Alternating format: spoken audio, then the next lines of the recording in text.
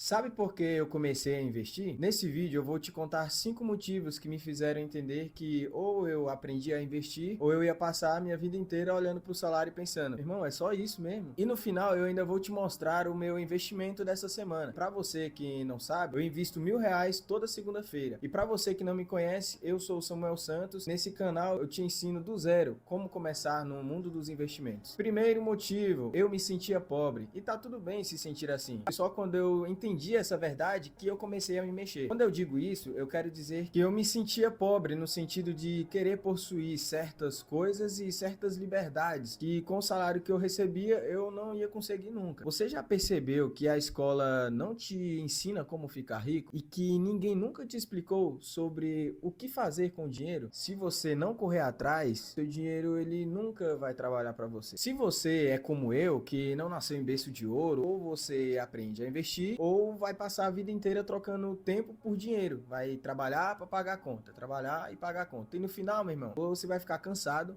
vai ficar frustrado e com uma conta que nunca vai fechar. Entender tudo isso não foi um motivo para eu ter pena de mim. Na verdade, esse foi o estalo para eu fazer algo a respeito. O segundo motivo, eu não quero continuar me sentindo pobre. Aceitar esse sentimento não significa me conformar com isso. Eu aceitei de onde eu vim, mas eu recusei aceitar que esse era o meu destino. Sabe aquela frase, quem nasce pobre morre pobre? Eu entendi que o sistema me quer assim, funcionário, endividado e refém do meu salário. Mas quando eu entendi que investir é basicamente trocar dinheiro hoje por liberdade amanhã, eu não consegui ficar parado, meu irmão. Quando eu tava lá no trabalho, eu ficava pensando em uma forma diferente de fazer o dinheiro trabalhar para mim. A verdade é que eu entendi que se eu não mudasse, ninguém ia mudar por mim. Ninguém vai bater na minha porta dizendo, ó, Samuel, toma aqui a sua liberdade. Isso é uma escolha. E, meu irmão, é uma escolha difícil pra caramba, porque é muito mais fácil a gente ignorar e ficar reclamando do governo, culpar o nosso chefe, do que a gente assumir de fato ali o controle. E o terceiro motivo é que eu não quero me aposentar dependendo do INSS. Pô, eu já vou deixar bem claro que se depender do INSS, a gente vai aposentar. Só que de cor, porque de mente, de alma e de saúde, a gente já vai ter se aposentado, ó,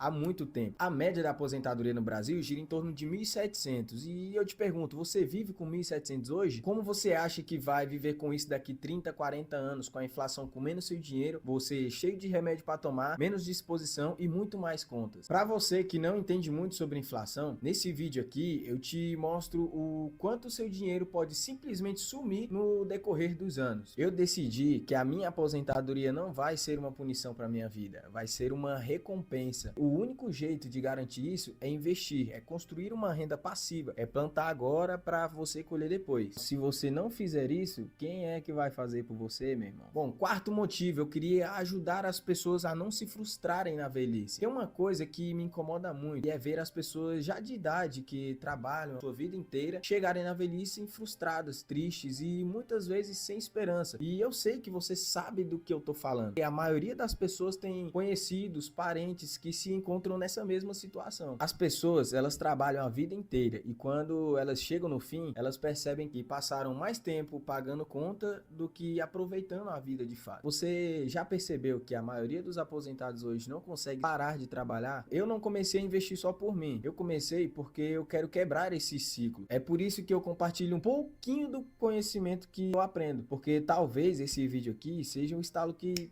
você precisava para começar a investir. Bom, mas antes da gente continuar, se esse vídeo aqui tá abrindo a sua mente, deixa um like aqui para eu saber que esse conteúdo tá fazendo sentido para você. É de graça, meu irmão, e me ajuda muito a continuar produzindo esse tipo de conteúdo. Tá, mas o quinto motivo é liberdade financeira, geográfica e de vida. Para mim, o dinheiro ele não é sobre ter muito, é sobre ter escolhas. Vou te dar um exemplo. Eu e a minha noiva, a gente conversa muito sobre o que a gente vai fazer quando a gente alcançar nosso primeiro milhão, nossos primeiros R$ 500.000.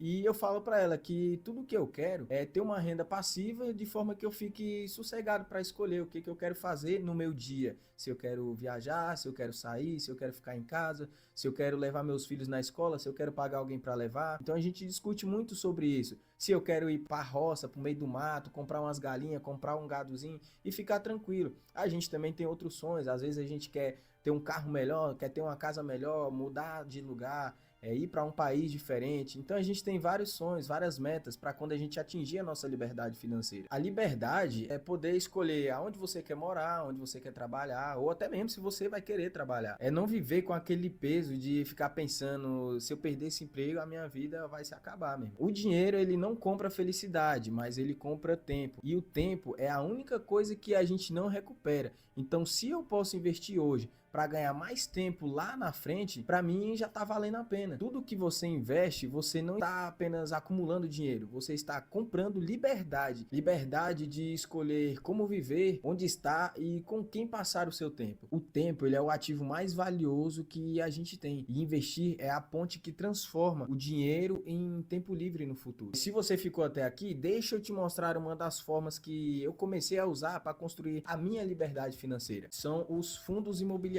Eu vou te dar 2 motivos para você pelo menos começar a olhar para esses fundos imobiliários. Eu vou fazer uma compra real aqui na prática. E o primeiro deles é a renda passiva mensal. Para quem não sabe, os fundos imobiliários, eles pagam todos os meses. É como se você tivesse vários inquilinos pagando um aluguel, só que sem precisar se preocupar com condomínio, IPTU, reforma, nem com o inquilino que mora lá, mas não paga. O segundo ponto é acesso a grandes imóveis. Com um pouquinho de dinheiro, você consegue virar sócio de shoppings, prédios comerciais, galpões logísticos, coisa que se você fosse fazer sozinho, você ia precisar de muito dinheiro. Agora a gente vai comprar R$1.000 do nosso novo fundo imobiliário. E o nome desse fundo é VISC11. Bom, esse é um fundo imobiliário de shoppings focados em imóveis comerciais e lajes corporativas. É um segmento que eu gosto porque ele tem contratos normalmente longos, empresas grandes como inquilinos, e isso me traz muito mais segurança. Agora eu vou te mostrar alguns indicadores que me auxiliam na compra de todos os meus ativos e te mostrar algumas informações dentro do próprio relatório gerencial do fundo. Bom, a primeira coisa que a gente vai olhar aqui agora é o Dividend Yield. O Dividend Yield dele é de 9,58%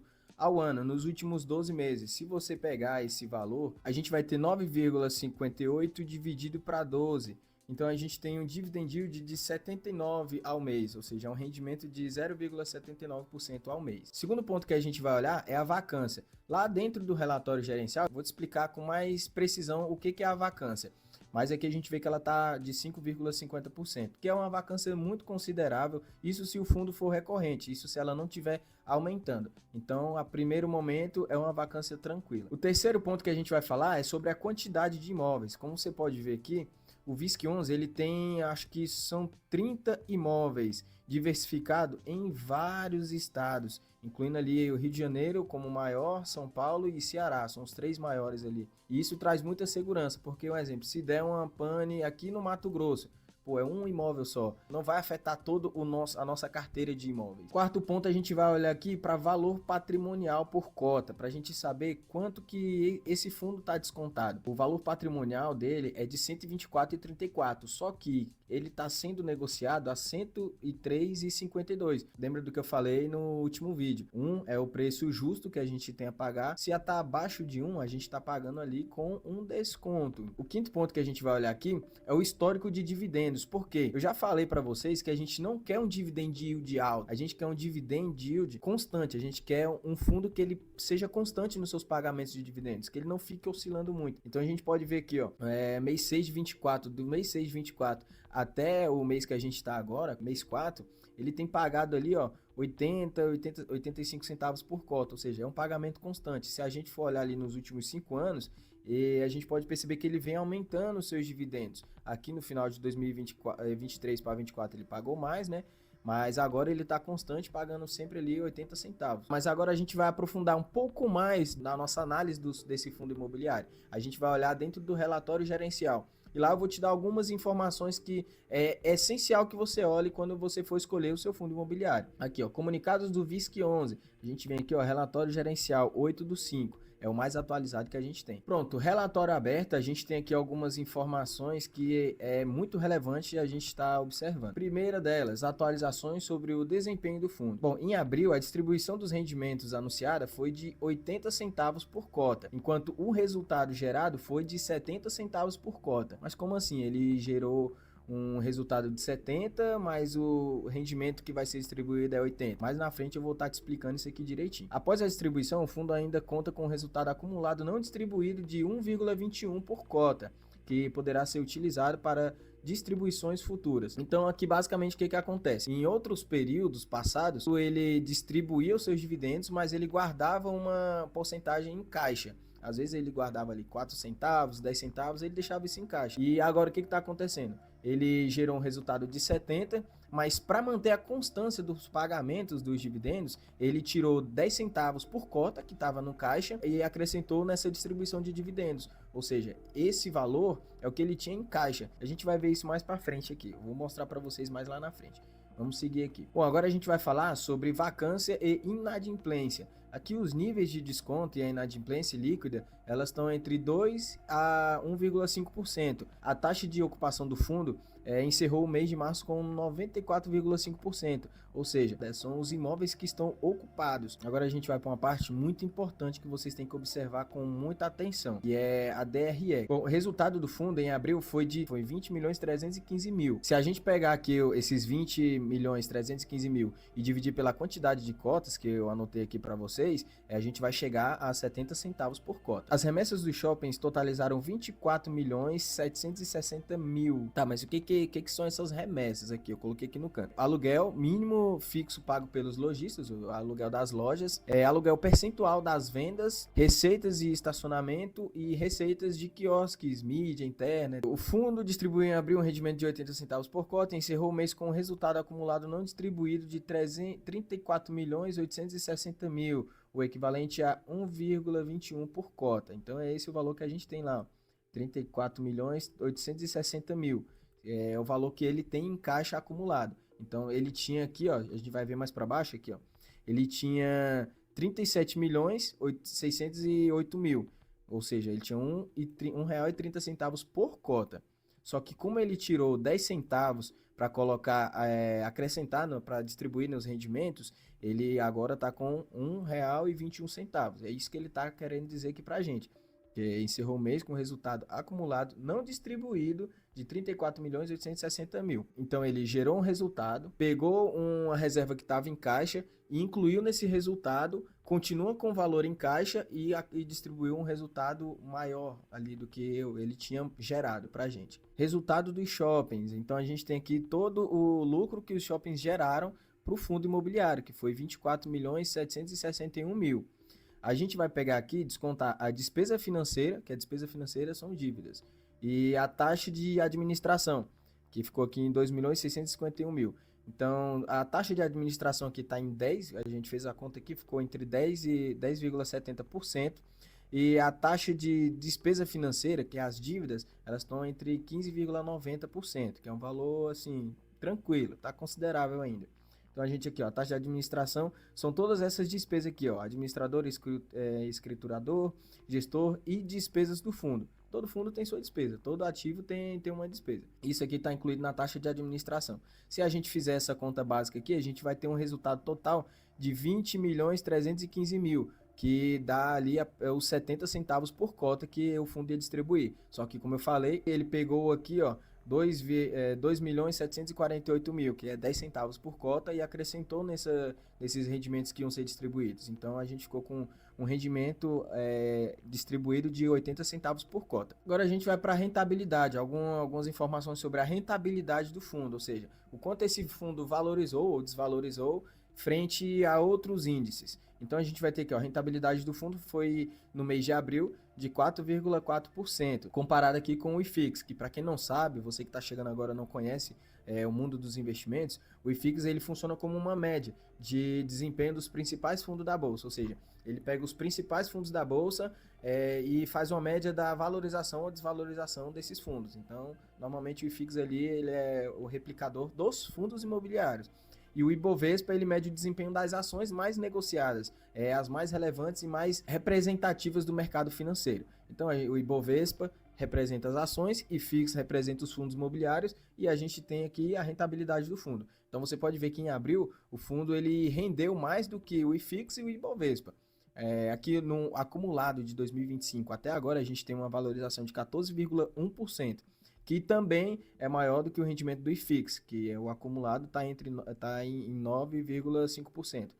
E chegou ali perto o Ibovespa ali chegando perto com 12,3% de valorização acumulada. Agora a gente vai para uma informação aqui que é mais sobre o valor de mercado do fundo. A gente tem aqui, ó, o valor de mercado do fundo é de aproximadamente 3 bilhões de reais. O volume médio diário de negociações das cotas na B3 foi de 4,1 milhões, ou seja, é como se no dia 4 milhões de pessoas negociassem esse ativo, vendessem e comprassem. Aqui a gente vai ver um pouco sobre a dívida. A gente pode ver aqui, ó, que ele tem uma obrigação de imóveis a prazo de 553 milhões e 300 mil. Só que esse valor ele não é todo de uma vez, ele é parcelado, né? Então a gente tem aqui, ó, que em 2025 ele tem 30 milhões para pagar e a gente tem 32 que são os juros. Então dá um total de 62 milhões que a gente tem que pagar, que o fundo vai ter que pagar em 2025. A gente vai para outro indicador aqui que ele não pode ser desprezado, ele é um indicador muito importante para os fundos de shoppings, principalmente os de shoppings, que é o NOI. Ele é a receita operacional líquida do fundo. Ele é o dinheiro que sobra depois que o fundo paga todas as despesas operacionais do imóvel, ou seja, ele só não desconta as despesas financeiras, como juros de dívida, impostos e custos não operacionais. Então a gente vai ter aqui as entradas, que são os aluguéis dos lojistas, estacionamento, aluguel de quiosque, e a gente vai subtrair as despesas, que é limpeza, segurança, marketing, promoções do shopping, seguros e etc. E a gente não inclui nessas despesas o que ele falou aqui pra gente, que é os juros da dívida, impostos e custo não operacional. Então a gente vai ver que a gente tem um crescimento de 10,9% de crescimento do NOI. E a gente pode perceber que é um valor acima da inflação atual. Para você que não sabe onde procurar a inflação, a gente vai aqui, ó, vou mostrar para vocês onde a gente acha a inflação. Inflação. Então a gente vai ter aqui, ó, IPCA acumulado de 12 meses, 5,53%. Essa é a nossa inflação atual. Esse NOI aqui, a gente tem que entender que ele é um NOI do caixa, é quanto que ele aumentou o dinheiro no seu caixa. A gente vai ter aqui embaixo o NOI das vendas. Então a gente aqui, ó, as vendas por metro quadrado apresentaram um crescimento de 1,6%, que ficou ali abaixo da nossa inflação. Essa parte aqui do nosso relatório vai falar sobre os aluguéis das mesmas lojas e as vendas das mesmas lojas. Para você que não entende, é como se tivesse um período de, um exemplo, a gente está em março. A gente está em que mês? É maio, né? É como se a gente pegasse maio de 2024 e maio de 2025. As lojas que tinham em maio de 2024, elas vão ser comparadas agora em maio de 2025, para ver o quanto essas lojas tiveram de aumento de vendas e aumento de aluguéis. Então, se no meio de maio de 2024 e maio de 2025 entrou outras lojas, a gente não vai contabilizar o valor dessas lojas. A gente vai contar das que tinham no mês de maio de 2024 e mês de maio de 2025. Então, o que a gente consegue ver aqui, ó?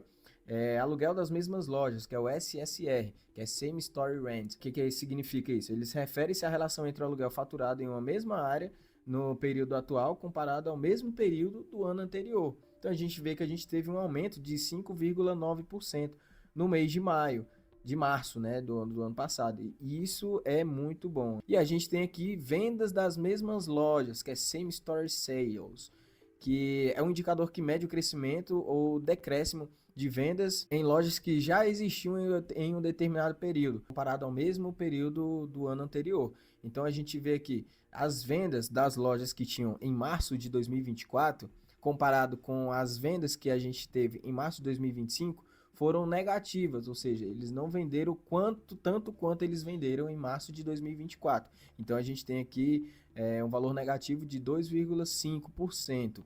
E aqui é o fluxo de veículos, que no meu ver não é tão relevante, porque eu mesmo, quando eu vou para a academia no shopping, eu entro com o carro, mas eu não consumo nenhum produto, eu treino e vou embora. E eu faço isso todos os dias. Então o fluxo é muito alto comparado ao que eu gasto lá dentro do shopping. E agora a gente vai falar sobre a vacância. Para você que não entende o que é a vacância, eu tenho um vídeo aqui no canal que eu falo detalhadamente sobre esse indicador. Então a gente vê aqui que a gente tem uma vacância constante, 93, 93, 93, aumentou um pouquinho 94, mas está na média. E por último a gente vai ter aqui o portfólio do fundo, Ele é um fundo composto por 30 shoppings em 15 diferentes estados. Então a gente pode ver aqui que ele é um imóvel com 30 shoppings, que é muito shopping, em 15 estados diferentes. E tem aqui uma ABL de 288 mil metros quadrados. A ABL, para quem não sabe, é área bruta locável. Eu recomendo que você vá lá no Google Maps, coloca aqui a localização desses shoppings, dá uma olhada em cada um deles, vê como é que é a localização, a qualidade, se você mora perto de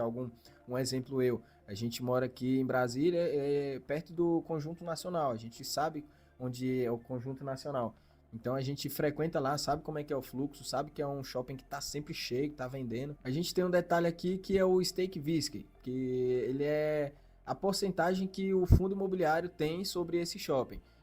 O fundo imobiliário ele não é dono do shopping aqui do Conjunto Nacional todo. Ele tem uma participação aqui de 6% do shopping. Já em outros fundos aqui, como esse aqui em São Paulo, ele tem aqui 100% do shopping, ou seja, ele é dono 100% daquele ativo. Bom, agora a gente vai comprar o nosso fundo imobiliário aqui na prática. Eu vou mostrar para vocês como que a gente compra o nosso fundo imobiliário na prática. Então, a corretora que eu uso é a Clear, é uma corretora que eu estou usando já tem um tempo. Bom, a gente vai abrir aqui o nosso home broker. Eu já mandei o dinheiro aqui para a corretora. A gente vai adicionar o nosso ativo aqui para fazer a compra dele. BISC11. VISC 11, vamos aqui negociar. VISC 11, R$103,64. A gente vai adicionar. Pronto, nosso fundo adicionado aqui, a gente vai negociar. Ele está num preço de R$103,64. Então, a gente vai ver aqui quantas cotas a gente consegue comprar. Ó, 500, 600, 700, 800, 900. Aqui já vai passar. A gente vai comprar 932 e o restante a gente vai comprar de um outro fundo imobiliário para não deixar o dinheiro parado na nossa corretora.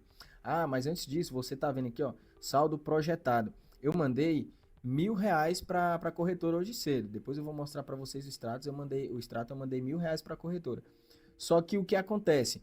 Eu tenho um fundo imobiliário que me pagou justamente hoje, que foi o XPML11. Então, vou mostrar para vocês aqui, ó. XPMOls pagou para a gente aqui, ó.